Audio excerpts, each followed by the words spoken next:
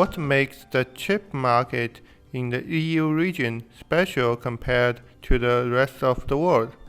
First of all, Europe's industry relies less on semiconductors than the US and in Asia, because there's more there's more engineering of the old type car industry, manufacturing of high-end machines and things like that. So in general, also already from a consumption perspective, from a demand perspective, there's less demand for high-end chips in Europe. Of course there is, but there's less.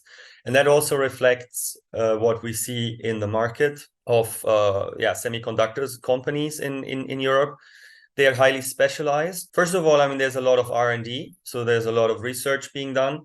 Europe is good at that. You have this IMEC in Belgium, the research center that is very high end. But I think the biggest sort of standout factor for Europe is basically concentrated in one company, and that's the Dutch company ASML that has a virtual monopoly, you could say, on high-end chip manufacturing machines. So that is where Europe is really sticking out. There's other companies, but also when it comes to optics and to laser and things like that, you have Zeiss in Germany, you have Trumpf.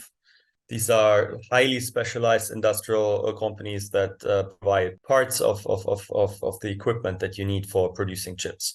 But there is little of actual foundry. So, the production of chips. If you want to divide the process of chip production in three ways, then of course you have the design, which is also not a lot of that in Europe. The sort of high-end design is very American focused. Then the production, which is East Asia mainly, of course, in Taiwan and South Korea, especially when it comes to the high end, the leaders, and there's nothing comparable in Europe. And then of course the assembly is also something that's not much. But yeah, it's a highly specialized set of companies that Europe has. And it's also, one more thing I should add, the semiconductors that are produced in Europe tend to be the ones that you use in cars and in machinery, and not the ones you use in computers so much.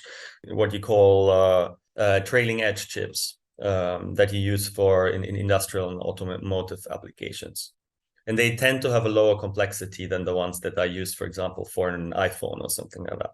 Can you introduce the development of European semiconductor industry, education, and research in combination with the direction of European industrial clusters? Eindhoven is one of the biggest clusters, and it's all built around more or less about ASML and the production machine development. You said there's some foundries as well, like NXP. I take it they are very specialized.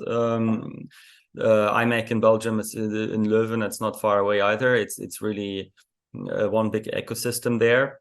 I guess what the Germans are trying to do, in Magdeburg is a bit similar. You have, but then you also have the optics clusters in Thuringia, for example, with Zeiss, called Zeiss and so on. You have Trumpf, which is in Baden-Württemberg.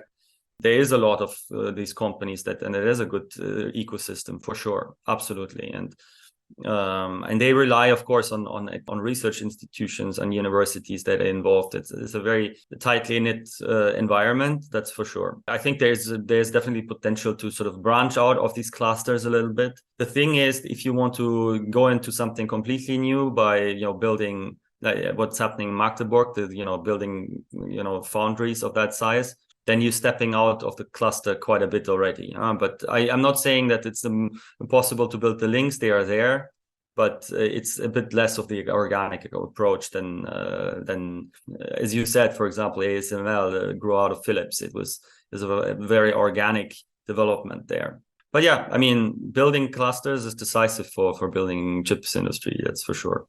From the European level, there's Horizon Europe funding, which supports creating business models or a market for research that comes out of universities. And I think that's very key. In Europe, one of the problems is that there's a lot of good research to build startups that can then actually conquer a large amount of market share. That's difficult still. And that's, I guess, also where, more needs to be done.